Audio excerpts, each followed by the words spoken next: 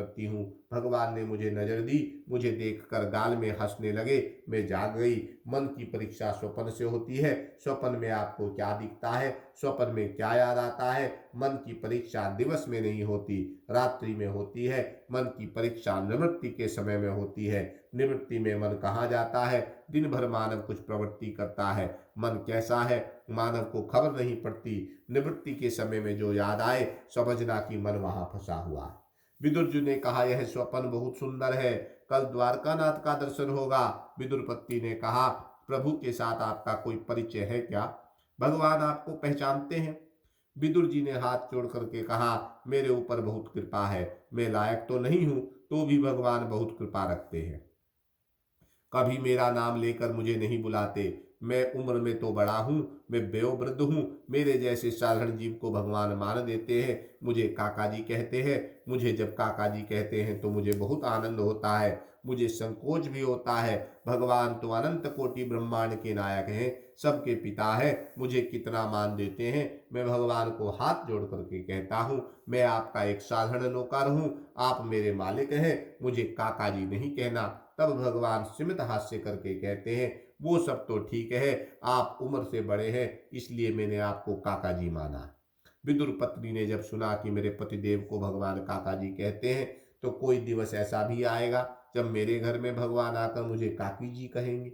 ऐसा दिवस कब आएगा? इस जीव को मान की भूख है। संसार में बहुत माल मिलने पर भी यह भूख शांत नहीं होती।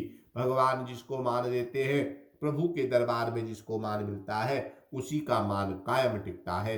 जगत में मान मिले या अपमान मिले, मान और अपमान दोनों में जो अपने को शांत रखता है, वही भक्ति कर सकता है। जिसको मान मीठा लगता है, उसका थोड़ा अपमान हो तो हृदय को जलता है। मन को शांत रखना ही महान पुण्य है। मान अपमान में जो अपने मन को शांत रखता है, वही भक्ति कर सकता है। विदुर पत्नी ने विचार किया, मेरे घर में एक बार भगवान आए, मेरे घर में भगवान भोजन करें। मैं भावना करती हूँ बाल कृष्ण भोजन करते हैं, किंतु भावना से संतोष नहीं होता। भगवान कैसे भोजन करते हैं, यह देखना है। मेरे घर में भगवान भोजन करें। प्रभु, मुझे कुछ मांगना नहीं है, कोई सुख भोगने की इच्छा नहीं है। एक बार भगवान मेरे घर में आए। मैं जानती हूँ मेरे भगवान बड़े कोमल हैं। मैं पंखा लेकर उनकी सेवा करूंगी, उनको गर्मी का परिश्रम नहीं होने दूंगी। भगवान भोजन करें, वह मुझे देखना है। विदुर पत्नी ने कहा, प्रभु आपको इतना मान देते हैं तो आप भगवान को आमंत्रण क्यों नहीं देते? भगवान को वंदन करके प्रार्थना करो कि इस गरीब की झोपड़ी में भगवान आए। भक्ति जब बढ़ती है तब अभिमान मरने लगता है। विदुर जी का अभिमान मर गया। विदुर जी हृदय से दीन मरे हैं। विदुर जी ने विचार करते हैं, प्रभु को निमंत्रण देने के लिए मैं लायक नहीं। जो अनंत कोटि ब्रह्मांड का नायक है, जो लक्ष्मी का पति है, उसको मैं कैसे कहूं कि मेरे घर में भोजन करने के लिए आओ? मेरे ऊपर तो बहुत कृपा है। मैं निमंत्रण देने के लिए जाऊं तो ना तो नहीं कहेंगे, मेरे घर में आएंगे, किंतु मुझे संकोच होता है। मैं वैष्णव तो हूं, किंतु मैं दरिद्री हूं। मेरे घर में भगवान आए तो मुझे तो आनंद होगा, किंतु मेरे भगवान अति कोमल हैं, प्रभु को परिश्रम होगा। मेरे घर में कोई सुंदर गादी नहीं है, कोई आसन नहीं है, मैं भगवान को कहाँ बैठाऊंगा?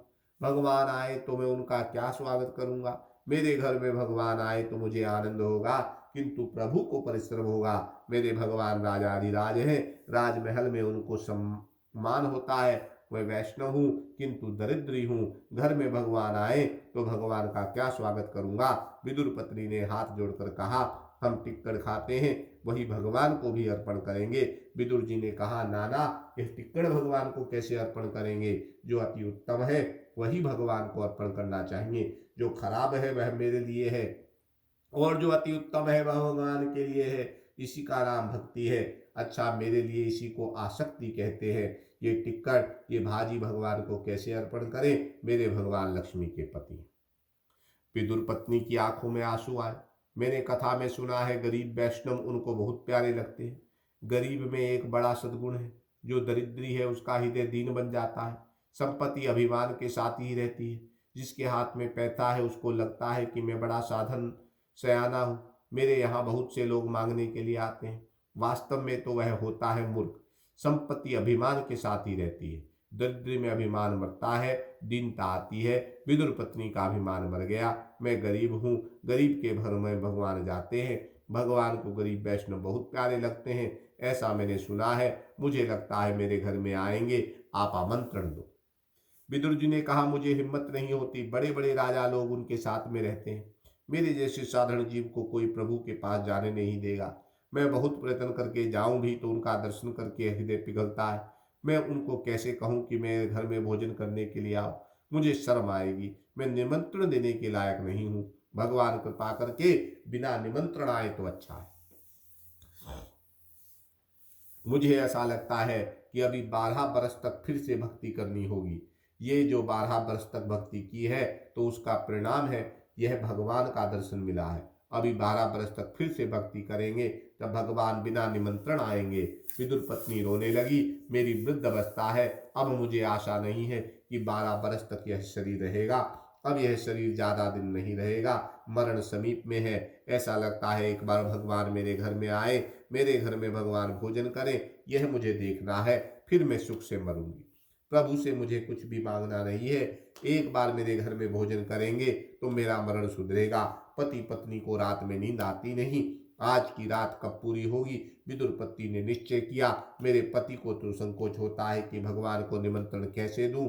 भगवान मेरे हैं, मैं भगवान की दासी हूँ, मुझे संकोच नहीं है, मैं भगवान की दासी हूँ। कल द्वारकानाथ का जब दर्शन होगा तब हाथ जोड़ के मैं भगवान से कहूंगी कि मेरे घर में आना। मुझे लगता है वे आएंगे, मेरे हृदय में शुद्ध प्रेम होगा तो जरूर आएंगे। वे अंतर्यामी हैं, मेरे हृदय में कपट होगा तो वे नहीं आएंगे।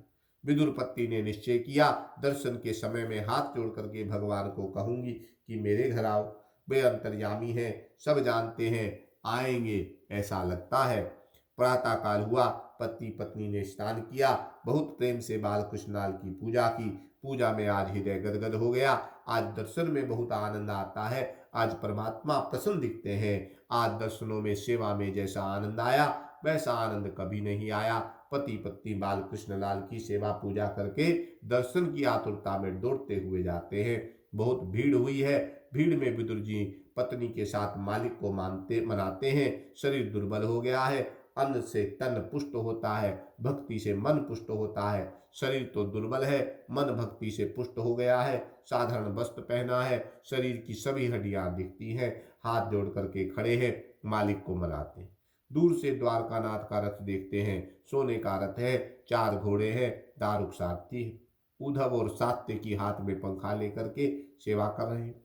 मालिक सिंहासन में विराजमान है, दिव्य श्रृंगार किया है। मालिक की नजर धरती पर है, भगवान जल्दी नजर नहीं देते। जीव को किए गए पाप के लिए जब हृदय से पश्चाताप होता है, जीव जब सब प्रकार का अभिमान छोड़ करके शरण में आता है तो भगवान नजर देते हैं। भगवान की नजर धरती में है। ब्राह्मण वेद मंत्र बोल रहे हैं, विष्णु सूक्त का पाठ कर रहे हैं, वैष्णव हरे कृष्ण कीर्तन करते हैं। सभी की इच्छा है भगवान एक बार नजर दें।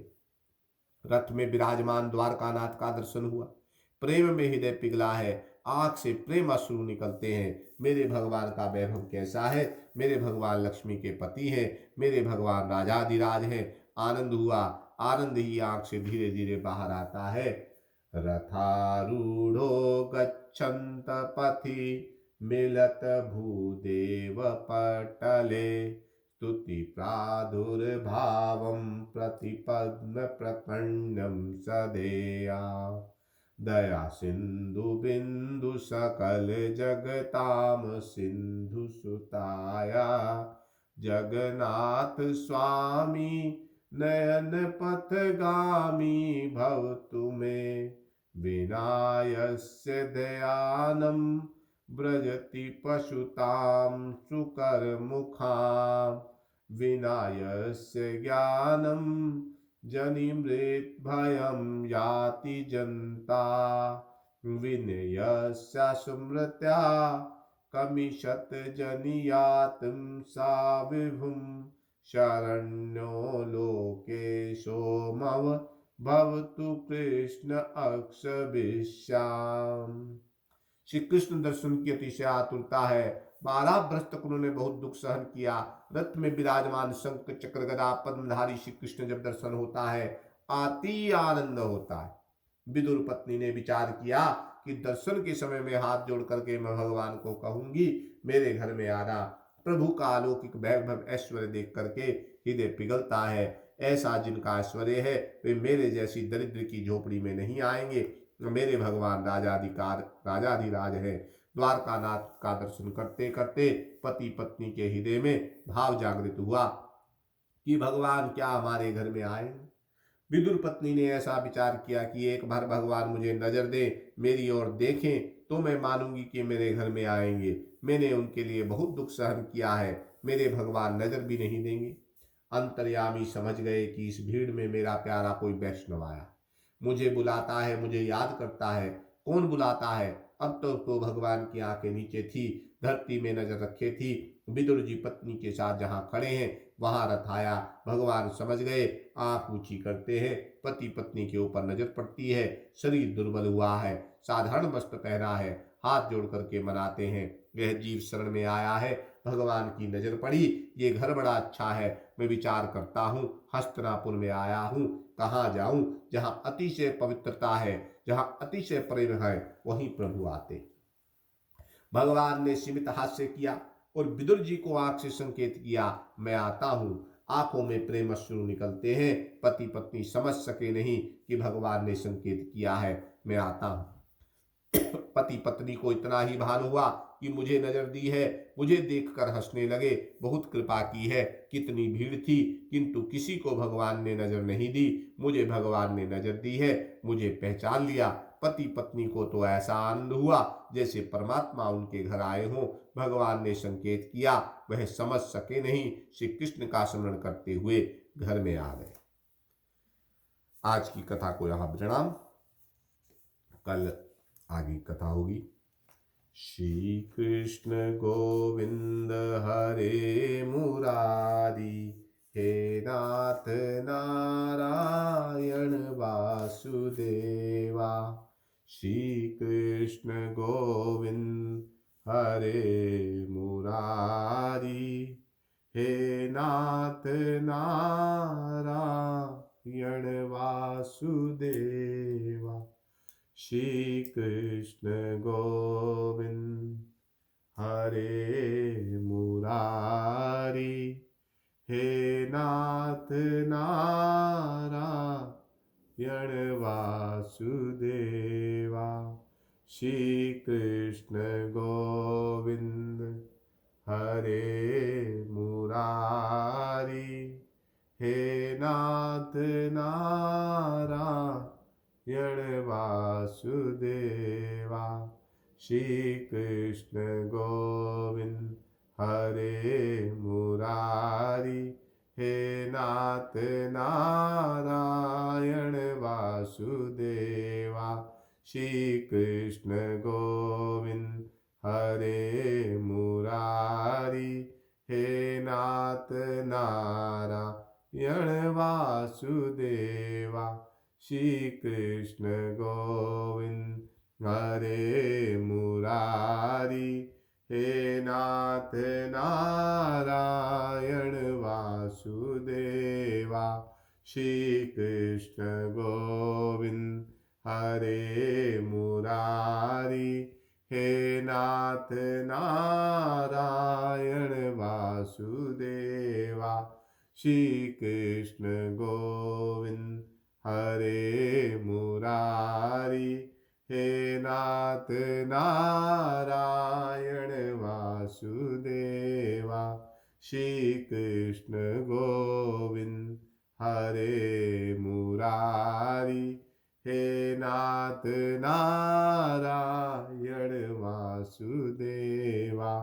श्री कृष्ण गोविंद हरे मुरारी, हे नाथ नारायण वासुदेवा।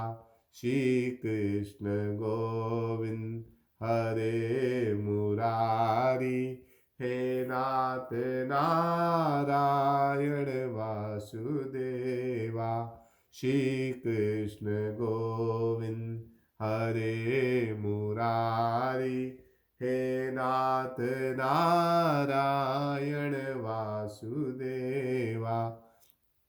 श्री कृष्ण गोविंद हरे मुरारी, हे नाथ नारायण वासुदेवा। श्री कृष्ण गोविंद हरे मुरारी, हे नाथ नारायण वासुदेवा।